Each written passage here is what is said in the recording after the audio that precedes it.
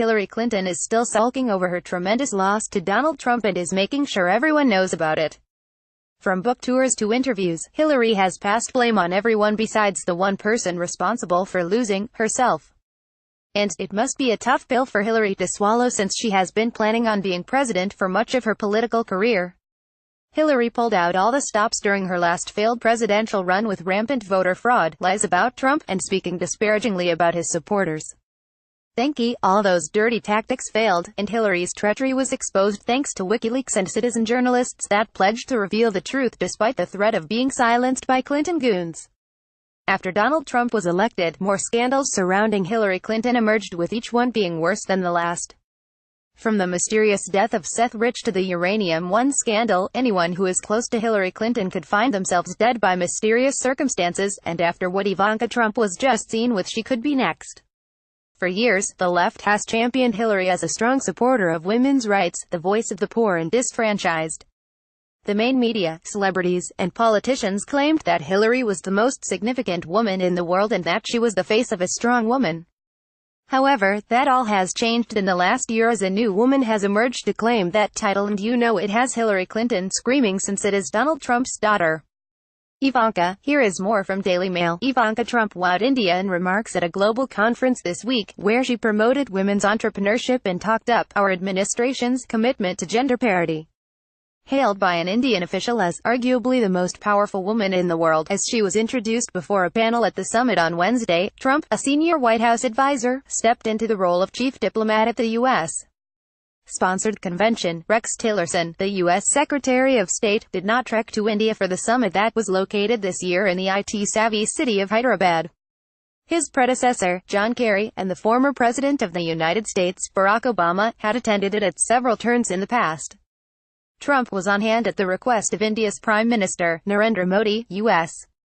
officials have said, to speak about women in the workplace, a policy area she has made her own as a senior advisor to her father in the White House.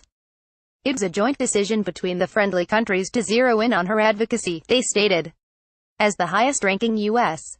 official at the event, Trump joined a group of State Department representatives in afternoon talks with Modi on Tuesday. Other U.S.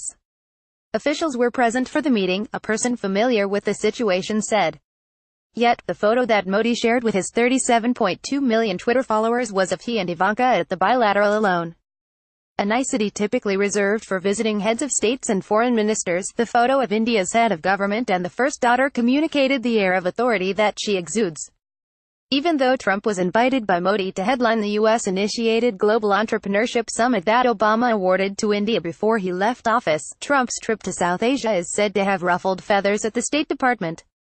CNN said in a widely publicized report that quickly made its way around the world to Hyderabad that Tillerson purposely hung Ivanka out to dry because he was tired of being overshadowed by the 36-year-old daughter of the president and her husband. Kushner has made several trips to Asia of his own in a bid to negotiate Middle East peace.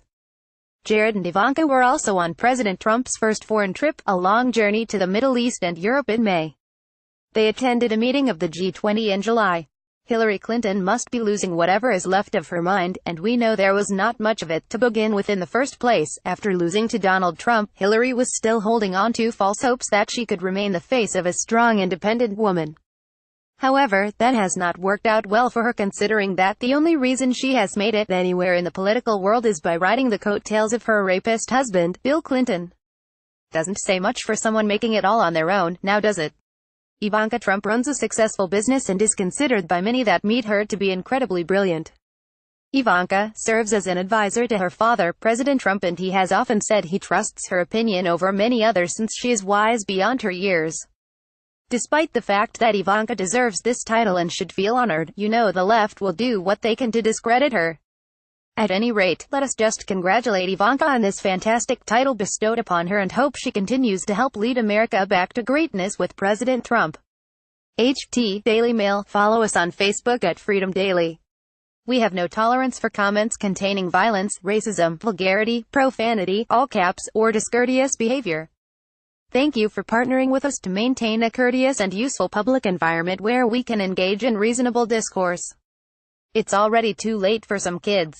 Each year we have that different toy that every kid wants and is sold out everywhere, but this year that toy might come with serious consequences. Although these accusations haven't been proven, a mother has taken to Facebook to warn fellow parents not to buy Hatchimals bath bombs products for their kids this Christmas season after her young daughter was left with what appears to be first-degree chemical burns all over her body. Jennifer Renee, who lives in Baton Rouge, Louisiana, posted what appears to be very disturbing pictures of her daughter Willow's painful-looking injuries on Facebook last week. The pictures were of her daughter's distressing chemical burn injuries after using the Hatchimals bath bomb toy. She went on to claim her child sat in the bath for what was only 30 to 45 seconds when her skin became inflamed, red, and painful to the touch. The mother later confirmed on her Facebook page that her daughter Willow had been diagnosed as having suffered a chemical burn and not an allergic reaction as she previously had suspected. She then proceeded to call the company who produces this product, Spin Master, and later revealed that the batch number is being investigated and will likely be recalled because of previous complaints. The Global Brands Group, the Hatchimals distributor, also provided a statement after reviewing the case. Global Brands Group takes the safety of our products very seriously. We manufacture and ship millions of bath bombs and body washes, and have rigorous processes in place around development and testing, as well as all aspects of production. After careful review, we are confident our Hatchimals bath products are, in fact, safe. However, it is recommended that consumers be mindful of any adverse reactions they may have based on personal allergies or sensitivities. The Spin Master representative who emailed us alleges that Jennifer Renee's statement that an FDA expert responded to her specific accusations in the photo posted by her on Facebook is false, and that the photographed statement is unclear and possibly taken out of context. We have reached out to the FDA consumer officer and will update this story as we learn more. Kids aren't looking for a fancy claw-footed bathtub with bubbles that are perfectly fluffed just so for the gram. They're just in there to get clean and get out.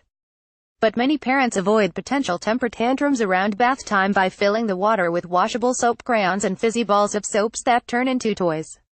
Sadly, it's not always suds and smiles, as we learned from one mother who just issued a warning against a bath toy that allegedly gave her daughter a serious chemical burn.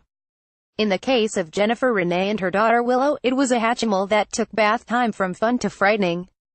The Wonder Ball of bath bombs, a Hatchimal, like hatching animals, looks like a giant egg, and it that dissolves on contact with water, hatching, to reveal a mystery surprise, usually a plastic animal charmer figurine. Although, for Jennifer and Willow, the real surprise in the Hatchimal was burning pain. Thursday, Jennifer posted her cautionary story on Facebook claiming that she dropped a Hatchimal soap toy into Willow's bath, and less than a minute after touching the water, Willow suffered red chemical burns all over her skin. PSA. Do not buy this for your children, she wrote next to the split image of the Hatchimal product box and Willow's burned hand. Followed directions on package and placed in her bathtub. Jennifer's post continued. Thought it would be fun for her because there was a toy inside. After being in the water 30 to 45 seconds, she stated her skin was hurting. Upon looking, she has received a chemical burn from a kid's bath bomb. No, she was not holding it, and she has used multiple different kinds of bath bombs and never had this reaction, just a warning people. After taking Willow to see a doctor to assess their reaction, Jennifer updated her post, explaining that the doctor ruled the irritation a chemical burn, more than just a simple adverse skin reaction. A chemical burn, as dermatologist Josh Zeichner explains it to us, is a general term that refers to an allergic irritation reaction in the skin. The common causes of the skin allergies of this type include certain fragrances, preservatives, and dyes. And in the case of the burning Hatchimal, Julie M. Barrows, a consumer safety officer from the Office of Cosmetics and Color sector of the FDA, allegedly responded to Jennifer's post, saying Willow's reaction was likely caused by the D33 dye. She reportedly explained in her note to Jennifer that the red dye is categorized as suitable for externally applied cosmetics, think lipstick, but it may not be used for bath products. I am not saying this woman is a liar. But if there were previous complaints, wouldn't you think this wouldn't be the first time we would have heard about this? I very much doubt Spin Master, who has a spotless safety record and produces millions of these products, would have kept quiet all this time and risk multiple lawsuits instead of immediately recalling the product before more children were affected by whatever is in these toys that are causing the burns. Please share if you want to get to the bottom of this issue. America's criminal justice system is a finely tuned machine with one purpose: justice for all. While good old-fashioned detective work, canvassing, questioning, and sometimes a gut instinct will never be replaced during investigations into criminal activity, the fastest evolving part of an investigation is the forensic science. As citizens of this great nation, we are constantly in search of a way to make sure that no innocent person is punished and no guilty person gets off scot-free. However, the more sadistic and creative the criminals get, the more tedious and meticulous those who try to catch them might be. While this looks like a few trips to a computer on TV shows, the reality is that forensic science is a dirty business and one that most of us don't completely understand. In order to determine things like how long a person has been dead, scientists and investigators need to actually observe a body decompose in a controlled environment, and that's just as happening at a body farm in Texas. Daily Mail reports that the bodies are exposed to the elements and covered with cages to keep scavengers off them, and while it's for a good cause, it's truly horrific to see. These gruesome images show the inside of a body farm, a graveyard where the dead are left to rot in open cages. Rows upon row of dead bodies are lined up in the metal pens in the remote Texan field as part of scientific research into how corpses rot. In fact, despite its grisly appearance, the so-called body farms actually help police solve crimes by helping to determine when victims were killed. Scientists at the Forensic Anthropology Center at Texas State University are able to use the donated dead bodies and compare them to those killed in suspicious circumstances. The information gathered here can be used in a court of law, and researchers have been called to give evidence for the prosecution and defense. The bodies can also be used to help with facial reconstruction. By using the skulls and images of those who volunteer for the open burial, scientists can help police to reconstruct what an actual victim may have looked like. They often have worked in law enforcement, so know how useful the facilities are. Decomposition expert Dr. Danny Westcott told CBS Austin, "Just like a person can choose to be an organ donor, someone can also donate their body to science after they pass on. This is just one of the possibilities for what could be done with someone who makes that donation. It's far from a pleasant sight to see, however, the work is one of those unpleasant necessities to keep crime down. Without endeavors like this one, the forensic departments would have no way of training their scientists to determine exact times of death, which markings on a body come from attacks and which come from scavengers, etc. That is important, not only in the sense that it helps bring justice for the families of those killed, but knowing that it's getting increasingly more difficult to get away with a crime, keeps crime down. Behavior will always depend on its consequences, and without an effective way to punish attackers, more attacks would happen." Dr. Danny Westcott has spent a number of years leading the research of skeletons at the U.S. University. He said, "It allows us to see how bodies decompose. We work with law enforcement officials and help with the training of local police cadets. We get bodies given to us specifically to use. Living donors offer their bodies as donations. We also take next of kin donation. We have two criteria for the bodies: they must be under 500 pounds when they die, and they must not have any active infectious diseases like hepatitis C. We also accept cremains. It then gets assigned to a research project. The bodies can be left out in the field for 6 months to a couple of years. The skeleton is then used for further research. In fact, most of the research is done on skeletons. To be a part of the body farm, most people volunteer before their death, although some are donated by next of kin. Police then observe how different factors influence the way the bodies decompose. Law enforcement provides different scenarios, and we look at the effects of clothing and things like diabetes on the body," Dr. Westcott said. "It allows us to give estimations on death to the police. We can also help with facial reconstruction. Because we know what the person looked like before they died, we can compare this with what those who draw the facial reconstruction images have come up with. We also look at the ecology side, and how it impacts specifically on insects. We have scientists here from the UK because there is a demand for it. The bodies have to be caged to protect them from vultures, which are rife in Texas. At the moment we have between 65 and 70 bodies. There are more men than women, but we also get some couples who donate their bodies," Dr. Westcott said. "This might not be the kind of place that you want to go on a family vacation, but it might just be what keeps the streets a little safer wherever you do take your vacation." Like many of the aspects of law enforcement, this isn't a particularly pleasant task, but one that has to be done if we are going to try to keep our nation safe. HT Daily Mail. First Lady Melania Trump has been exceptionally busy during her first Christmas season in the White House. Despite all the festivities and responsibilities she has in her new role, she kept herself even busier with spreading compassion to the hundreds of victims of this year's natural disasters. Now that she's back in Washington, D.C., she's settling back into her festive routine for the rest of December when a photo was snapped of her and President Trump.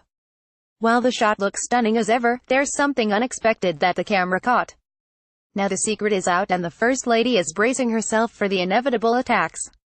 There is absolutely nothing this incredible presidential pair can do without coming under an onslaught of scrutiny from their detractors.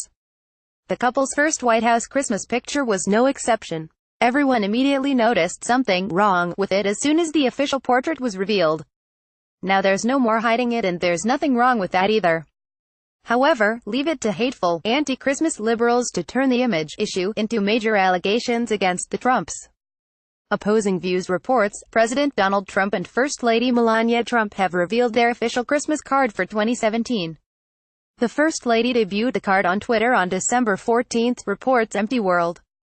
In the caption accompanying the Trump's Christmas card photo, the First Lady tweeted, "Merry Christmas from President Donald J. Trump and First Lady Melania via email protected."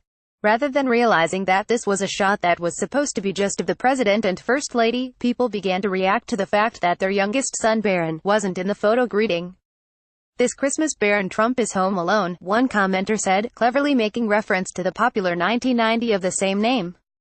As the remarks and question of the boy's absence came pouring in, the next plausible step for internet sleuths was to start a hashtag for it, since that's what they do. The hashtag, "Where's Barron?" almost immediately made an appearance.